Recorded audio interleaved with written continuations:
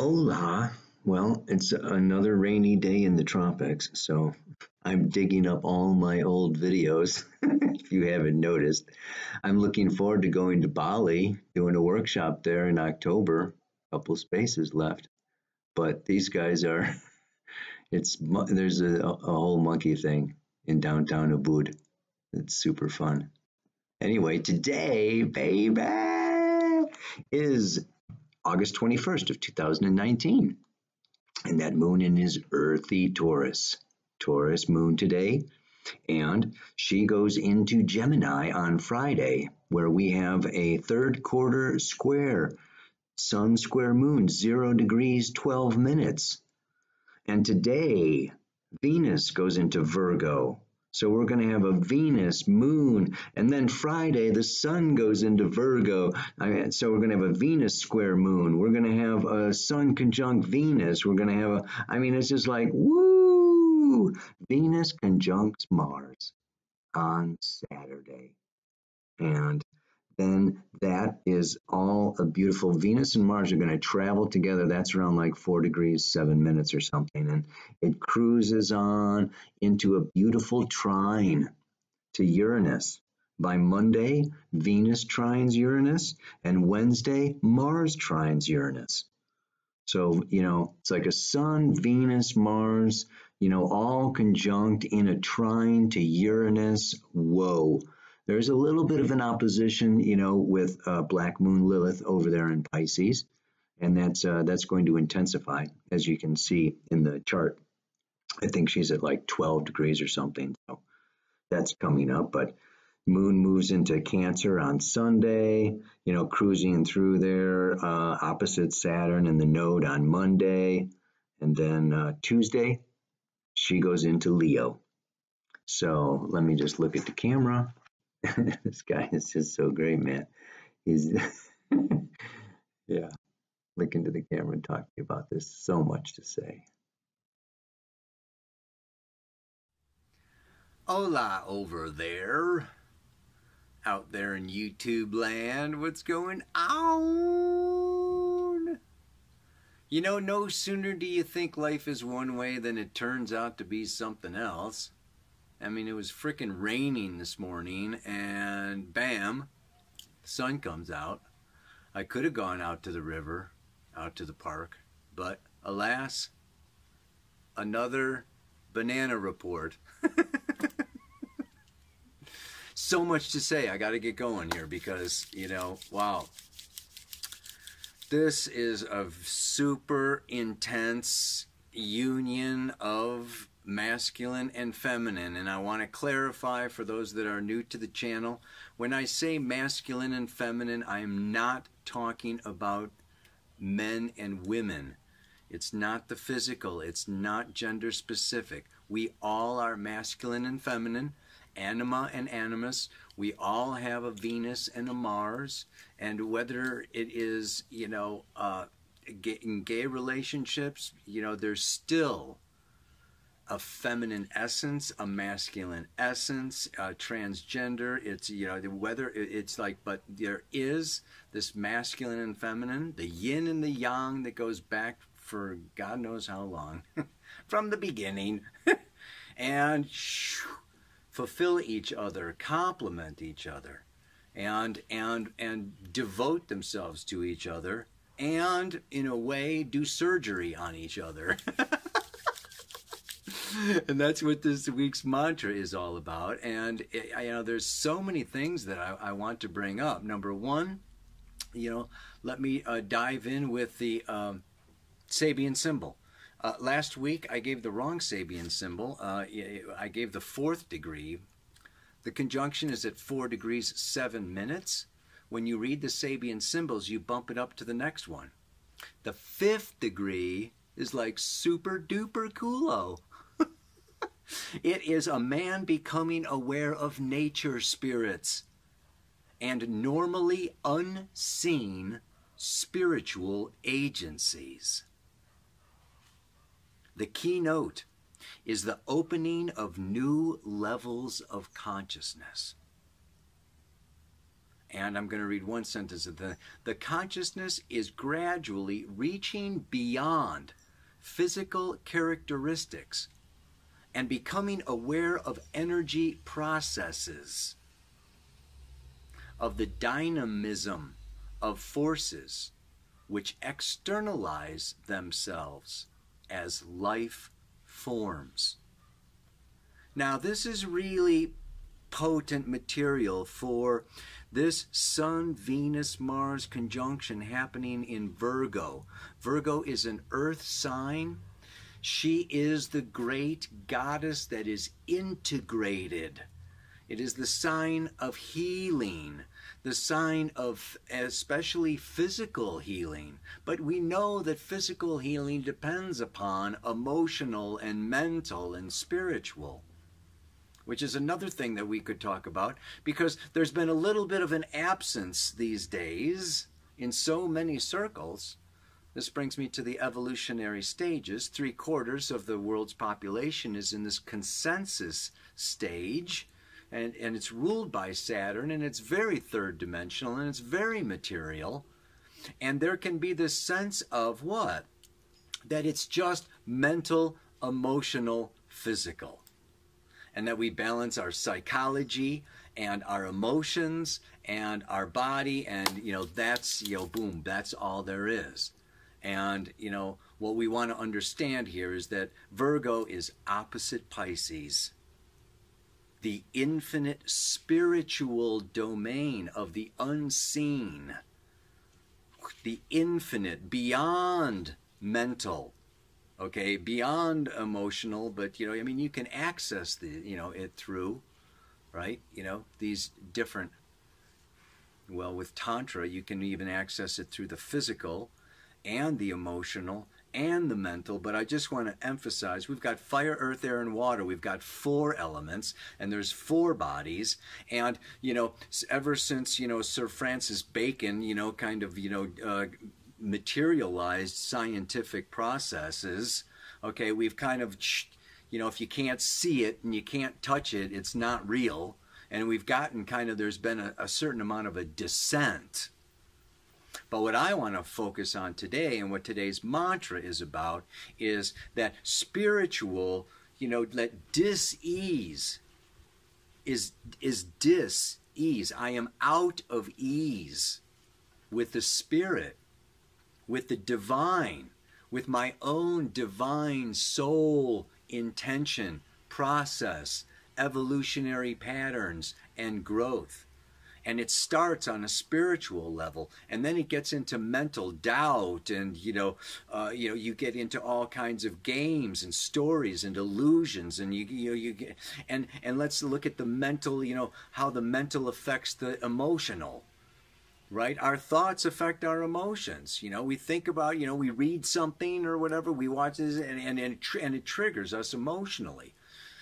And our emotions, when we get emotionally triggered, it triggers chemical releases of the brain, right? And the body, adrenaline, cortisone, melatonin, serotonin. All, the whole glandular system is, so fascinating to me, because it is really the link between, okay, the spirit, mind, and body. Yeah, excreting all these different chemicals, at all different times, getting the dopamine rush, getting getting the, lack of adrenaline, whatever. It just like goes up and down and in and out. So, when we come into Virgo, we come into integration, and we come into the necessity of balancing and integrating, all of our bodies: astral body, mental body, emotional body, physical body. These are the main 4. In Kundalini Yoga, there's actually 10, but we've only got so much time to talk today. Because what? Because I want to tell you a story. I love storytelling. I just told the story of the churning of the milk ocean, about the moon's north and south nodes. I gave it to the New Paradigm community. You should check out that community. But anyway, this story is Tristan and Isolde. And it's a very, it's at that romantic period where there was, and this was a big change in our history. Okay, you know, the romantics came in. And what did they do? What they did was it kind of took the striving, that mankind has had since the beginning, this longing to reconnect with the divine, samadhi, nirvana, infinite, love, spiritual love, Piscean, Neptunian, spiritual love. It's almost like death or a return to the womb. So it's like before we came here and after we leave here, we go into these infinite, timeless, formless realms where there's no ego and no separation. And those were always sought after through meditation or prayer or religion or, just kind of this renunciation until the romantic period. And the romantic period came along and it was like what we could seek for in the infinite, let us seek for in the flesh. Let us seek for it here, embodied in the woman, the feminine, so the masculine. So Tristan is this symbol in a way, but I mean, it's a story. You can read about it. One of it is, I'm going to put a link, okay, to this in YouTube because she tells it way better than I tell it. And Robert Johnson talks about it in his book called We. Yeah? Might want to check that out. Anyway, this is the story of, and it's almost a myth, but it's a story. And he's an orphan. Orphan means, kind of like end of patriarchy, end of an old order. I'm on my own. I've got no, help here. And anyway, so his job, his uncle gives him the job of going across the sea. This is Ireland to England. And Ireland is seen as the realm of, the fairy and the spirit. And so, his English uncle sends him up to Ireland to get his wife because they were going to do this arranged marriage thing, right? On the way back, in the boat, they accidentally drink some love potion. And Tristan and Isolde fall deeply and romantically in love. And it is this, and it's symbolic of like a love potion is moving into the unconscious. It's like they're in love, but they're not even aware of it. It's all this Neptunian, magical, mystery, divine, and they, of course, and they're on this little, this little rowboat or whatever. So, anyway, they come back and it's not consummated, but that's what I got in the story. The uncle takes Isolde and gets married. And Tristan, is left. And Isolde is left.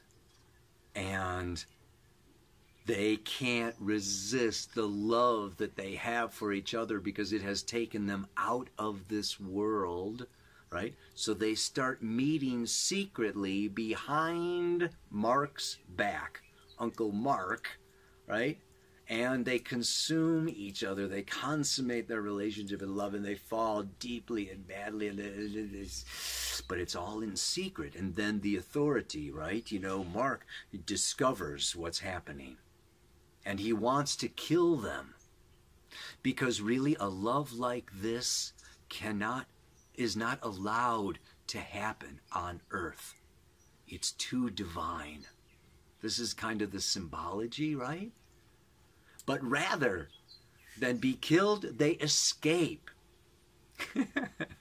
So great, man. Yeah. Tristan, ends up escaping anyway, and he goes off to fight the war. Oh no, I think they get caught or whatever. They get exiled. Anyway, they don't get to be together. And she has to go back to Mark. He goes off to war, and the story is actually that he meets another woman with the same name, Isolde, and they do get married.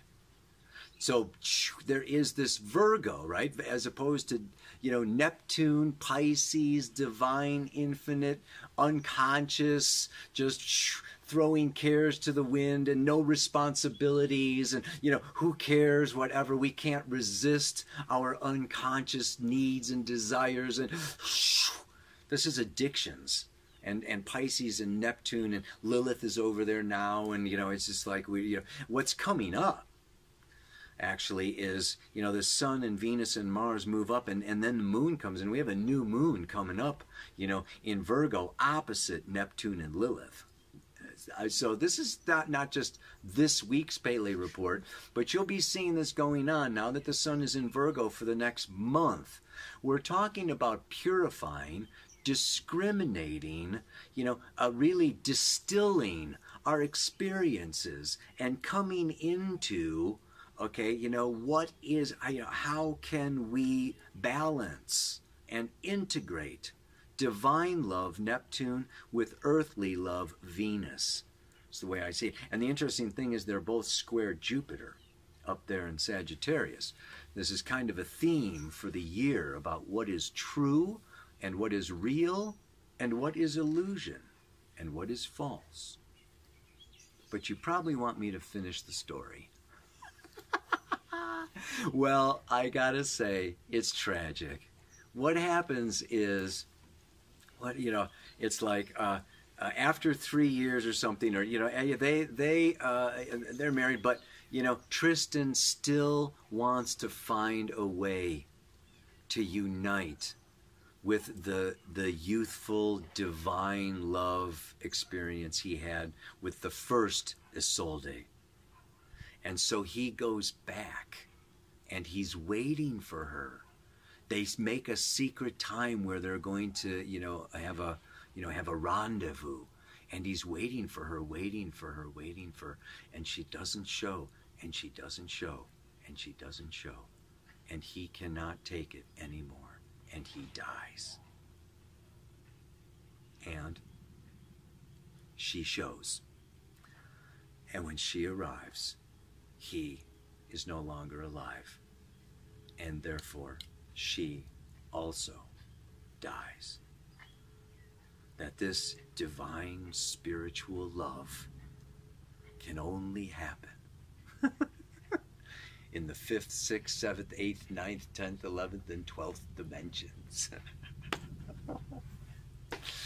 Woo! But to bring it down to earth, to relate it to today's mantra, to relate it to the sun in Virgo, Venus in Virgo, Mars in Virgo, what is going on?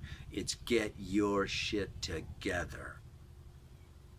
Because it is as healthy as you are, that the healthier I am, the more I bring to my partnership. The more I bring to my relationship. If I'm angry, depressed, absent, not here, I can't really carry on, this deep, intense, transformative, divine, loving kind of relationship. So it involves each one of us healing ourselves, doing our inner work, preparing. This is Virgo. Virgo is getting it together so that I bring all of my stuff to Libra. Libra follows Virgo.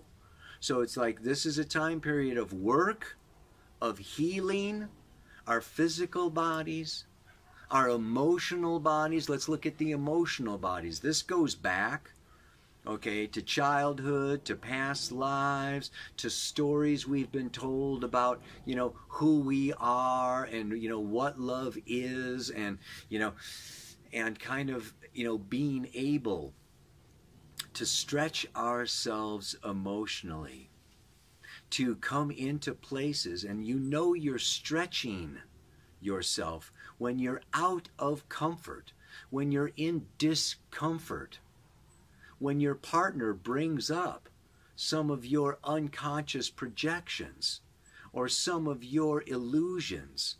This is what partnerships do. We reflect back and forth. We're mirrors for each other. I think, I swear, it's a spiritual setup. You know, we were set up, okay, to like wake each other up and do this whole dance, this whole beautiful, mysterious dance of waking up with each other. And so, you know, when something is brought up that we have been, you know, lying or hiding or, you know, in illusion or holding ourselves back or not even treating ourselves, you know, well enough to, you know, contribute, devote ourselves.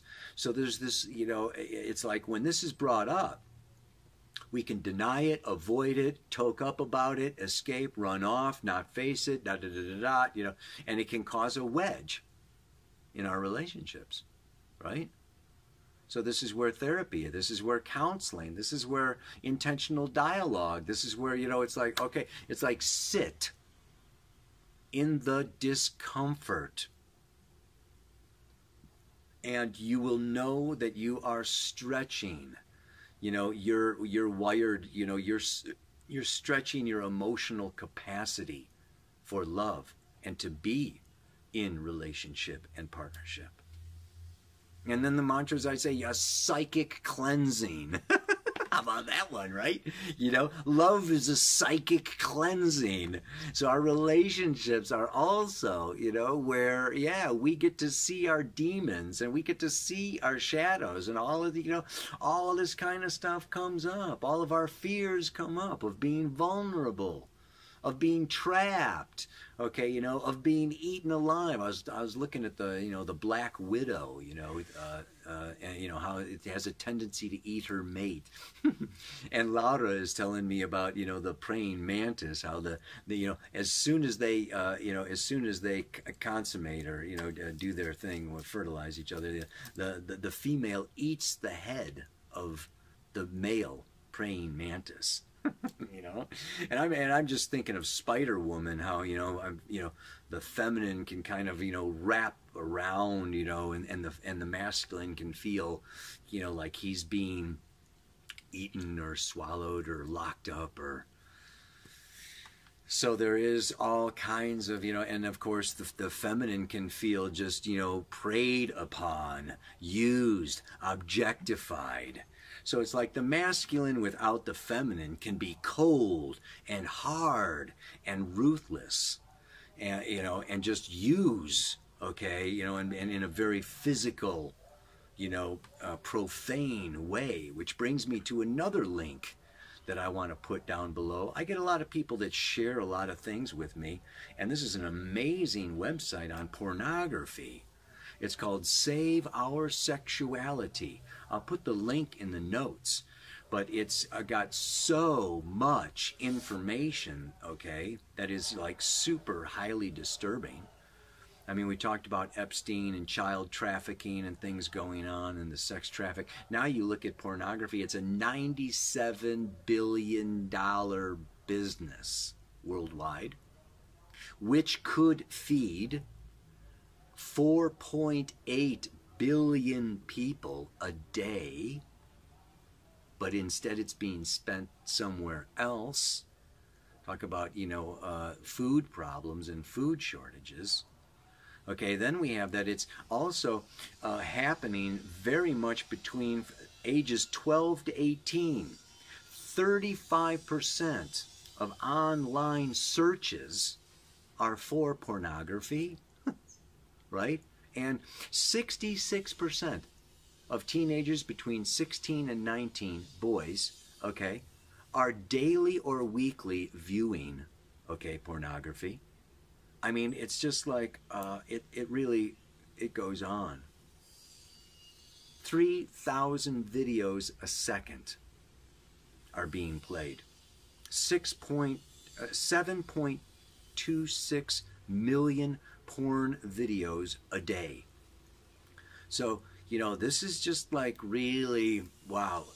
Go to just check out the website. I just want to bring up, you know, some of these, you know, some of these figures, you know, some of these facts, you know, to say how distorted, okay, how, you know, how we may be seeking for okay, this, this divine nirvana, but, we're thwarted and we're not getting it, okay, in this material physical world. So now we've got technology, okay, and videos and movies and, Instagram or whatever, things, like coming up, and it's just like this longing.